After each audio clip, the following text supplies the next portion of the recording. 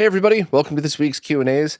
I'm feeling better, but I still have a nasty lingering cough, so please prepare yourself. I will turn my head and try not to ever cough in the mic, but I think if I'm in a long answer, I might have to let one slip in here. So I apologize in advance, consider yourself warned, but let's jump in and see what we got. First up, over on Floatplane, Dumez wanted to know what's up with Mr. Pi. So basically, it's a clone of a D10 Nano with the world's stupidest name, because now everybody hears that and thinks this has something to do with a Raspberry Pi. But ridiculous names aside, it should perform basically exactly like a DE10 Nano. And I'll give you a link to a video that Ken from What's Ken Making did on it. That's a pretty excellent deep dive that really shows you everything you need to know. But the basics are it should work exactly the same as the original DE10. But yeah, it seems like if it's in stock and you could get it, it's an excellent, very cheap alternative. And it's just one of those things where unless you're using the very specific dev tools that Ken shows in the video, it should be perfectly fine for Mister. Now, over on Patreon, Christopher Deo recently got their hands on two 14-inch JVC professional video monitors, model number VM-R140SU.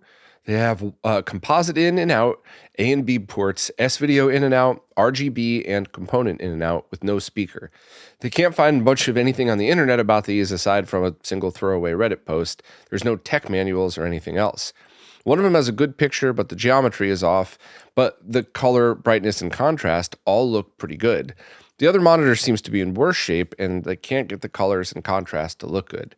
The tube works, but seems like it needs some care. Have they ever heard of this particular monitor? So Chris also posted pictures of these, and I think I've seen ones very similar to it before, and they're just decent professional video monitors. Not the best of the best, but I would be thrilled if I was able to find ones like you did, so definitely worth keeping. Now, when you're talking about troubleshooting stuff like this, capacitors are obviously always one of the things to look at, but checking to see if the tube itself is still good is important. So if you know anybody with CRT test tools, that would be excellent, because then you could put it on the neck and run the test to see how much life is left in that tube, if you need to do some kind of rejuvenation to it. And depending on the tube, sometimes I really think it's worth it, because if you have a monitor that you found and you're not sure if the tube is going to last and you put the rejuvenator on it and it kills it, you saved yourself from spending hours and hours and hours or tons of money trying to refurbish it. Whereas if it works, now you probably bought yourself years of a really nice tube. Now, I would not suggest that in every scenario. There are many scenarios in which I would say, just leave well enough alone, everything looks fine. But in the context of this, you found yourself some monitors, the quality is fine on one of them, but not so much on the other. Might be worth doing on the other one. The other part of the question is, can I help them understand the switches on the back for each port, which have the open versus 75 ohm settings? So now I'm guessing, because I don't have this exact model and we don't have access to the service manuals or anything like that, but my guess is that 75 ohm termination is for when you have it just one source plugged in and that's it. And open would be if you wanted to link it to a different monitor. So it removes that termination and lets whatever the second monitor that you connect or display or processor or whatever be the 75 ohm termination. A lot of the Sony PVMs have this as an automatic feature, but it could just be that this is a switch on the back. Now, before you go and hook up, I would actually say, since you already have one that's not in great condition, plug in a source to it and flip that switch when it's on and see what happens. If you go to open and everything gets super bright, that's exactly what it is. If you go to open and it stays the same, you might want to get some more info or talk to anybody else that might have this or something like that. But if you didn't have one that was potentially broken anyway, I wouldn't say just start flipping switches. But in your scenario, I think that's probably the easiest way to just determine what's up with that. But that's my guess. Now, once again, I am only guessing. I've never had one of these in my possession, but I think it's a fairly safe guess. And honestly, these look like really cool monitors. So, if this is something you have the room to keep, at the very least, keep the one that's pretty good. And maybe you could find somebody that would help you make one awesome one out of the parts of both. That's not an easy thing to do, but if you really like the display, why not, right? Next up, Ken Bakes has a couple of questions about the new MMCE features of the MemCard Pro 2. And the first question is, has anybody tested if compatibility is the same with the MemCard Pro 1 second revision? So if you have those, do you get the same performance as a MemCard Pro 2? Is it different? Are there speed differences, feature differences? And to be honest, I don't know. I think that's an excellent question. And I do hope that we're able to figure out exactly what the answer to that is, but I just don't have one to test. And I don't know anybody who's been doing some work on it that also does. Remember, this stuff is still very early, so there's a lot of questions like that still need to be answered. And next is, can anyone confirm if you could load and run both PS1 and PS2 games on that? So the developers that were working on it have gotten PlayStation 1 working via PopStarter, but there's a few things to note. First, it's not released to the public, and I think it needs some more testing. I'm just guessing that that's probably why it's not available to the public yet. But also, you're essentially running hybrid emulation and more on the software emulation side of things when you do that. So compatibility is not going to be the same as just loading a PlayStation disc in your PlayStation 2. And just like with original discs, the version of PlayStation 2 that you're using will make a very big difference in the accuracy and compatibility of PlayStation 1 games. So it's not available now, but that's a feature that you should definitely have realistic expectations for when it does hit the public, because it probably will never be the same compatibility as just running original discs. But I don't know. I haven't tried PopStarter in years and years at this point. So maybe people have tweaked it for the homebrew stuff. I don't know, but those are both great questions, and hopefully we can have more answers on this stuff soon. And if anybody has one of the MemCard Pro 1 version 2s, could you please chime in and let us know if you got MMCE working and if there's any issues? Next up, Robert Vose recently upgraded to a RetroTink 5X. Previously, they'd been using a combination of HD RetroVision cables into their RetroTink 2X Pro and Rad2X cables. Is it safe to use the Rad2X cables through a cheap DAC into the 5X? They were thinking of using it with their RGB modded N64 so they could take advantage of the smoothing filter on the Rad2X. So that's a really interesting use case that I can't remember if I've ever tested. To answer your question first, though, yes, it's totally safe to use the Rad2X cables through a cheap DAC. I would suggest going through one that is HDMI to component video, so you don't have to worry about sync or voltages or any of that stuff, and that should be completely and totally fine. Now, if you were talking about any other scenario except the smoothing filter, I would actually say don't do that. Sell your Rad2X on eBay or something like that, and then pick up either HD RetroVision cables or just a RGB SCART cable, because the Rad2X was designed to just be as easy as possible. And the analog to digital conversion circuits in that are about on par with the RetroTink 2X, but they're not on the same level as the 5X, as they shouldn't be. That's, two completely different devices at two completely different price points. So if you were just saying, hey, I have a SNES that I want to be connecting to my brand new RetroTink 5X, should I use the Rad2X? I would say no. Sell it and get yourself some HD RetroVision or RGB SCART cables. But if you're talking about experimenting with how you could use the smoothing filter to then scale through the 5X, that might be something that's fun to mess around with. And I'm not sure what kind of results you're going to get, but it's definitely worth playing around if you already have all this stuff.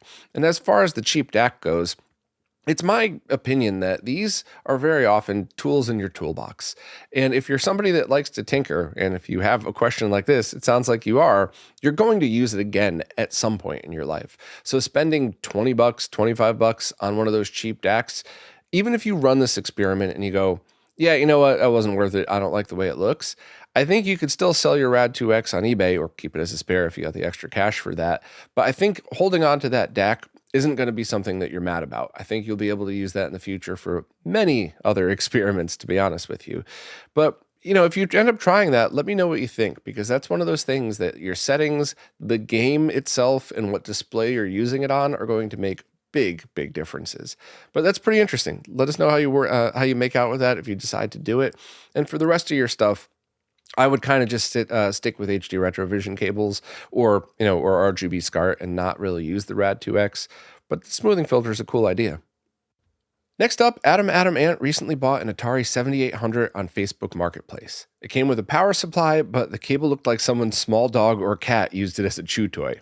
They ended up buying a triad power supply, cutting the connector off the original connection to the 7800, matching polarity, and splicing the new power supply with the old connector. They ultimately did this because they couldn't find that connector. They're guessing it's proprietary. This got them thinking about 3D printing to solve the issue. They found that certain sockets for mobile Deutsch connectors, I know it's not douche connector, I'm not sure how to pronounce that one, will fit snugly on the 7800's power pins. The question is, if they can make an accurate 3D printed mold, what is a good cold injected plastic material to use for the DC power connector? So I don't have the slightest clue. I got to be honest, Adam, I have been fascinated with 3D printing forever now, but I never got into it because I knew it was a rabbit hole that I would just have to spend too much time on, and I don't have any extra time at all. In fact, anytime I have any 3D printed question, I either nag Greg from Laser Bear or people like Todd from RetroFrog and kind of go through them and see, but that's a really good question, and I wouldn't even be able to guess at something like that. The other thing too is not even so much the strength of the plastic after printing, but the wear and tear of 3D printed plastic. Is that going to be good enough for something like a power port? Are there different alternatives? Is this something that if you do make a 3D printed part, you should then have printed through like PCBWay's service to get something harder? I don't have the slightest clue. So I'm going to ask this to anybody who's listening. First and foremost, is there just an easy Atari 7800 power replacement? Even if it's something like just a barrel adapter to the proprietary connector adapter and then find yourself a triad? And if not, then if Adam decides to make one, can you help with a 3D printed question? So while I'm mostly useless to you this time, Adam, hopefully somebody who's listening might be able to help us out. And Adam also said, please don't die from the flu.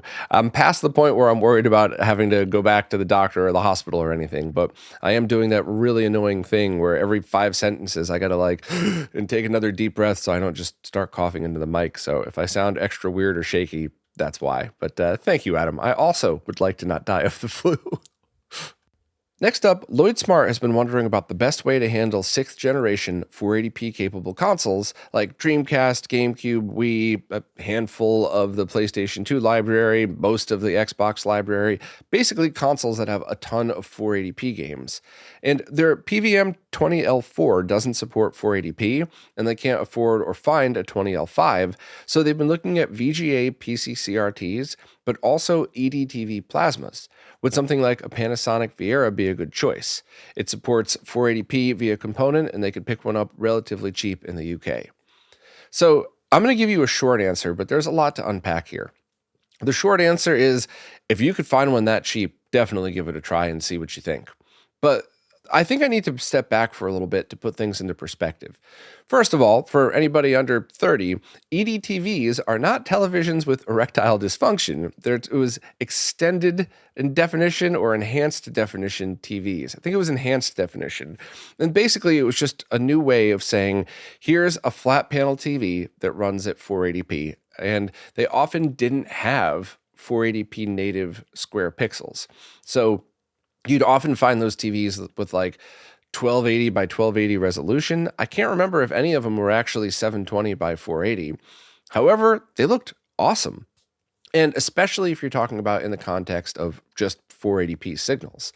So you could absolutely get those much bigger than you could any CRTs, especially around that time. I mean, I have a very heavy and giant 20-inch CRT next to me. Maybe it's a 22 or something like that, but it's really heavy, whereas like a 40-inch plasma is still much, much heavier than an LCD, but nowhere near as heavy as this CRT. So you could get it bigger and lighter than a CRT, and you could have yourself a really, really good overall experience. However, I've never lag tested in EDTV. I would love to. I would especially love to find one that was also a 4:3 aspect ratio, because I knew they had a bunch of those. I've seen one. I think Dan had one, but I don't think I've ever actually used it. So lag would absolutely be potential, but much like CRTs, you have to remember that plasma lag is different than LCD lag. And in fact, it feels very different when you're gaming on it. So in that myth-busting display lag video I put out, I showed how plasma TVs basically refresh the entire screen at the same time.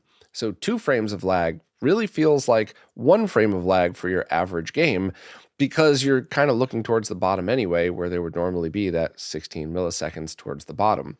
On top of that, there's far better motion blur than on LCDs, so your perception of latency is definitely better because you don't have those ghosting effects. So your brain is kind of tricked into thinking that there's less latency on them.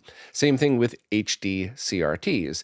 Almost every single one of them has some kind of latency on it, but you would almost never be able to notice it because of just inherently how CRTs work.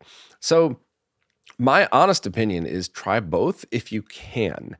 If not, and you're able to pick up a local, very cheap EDTV, try that first.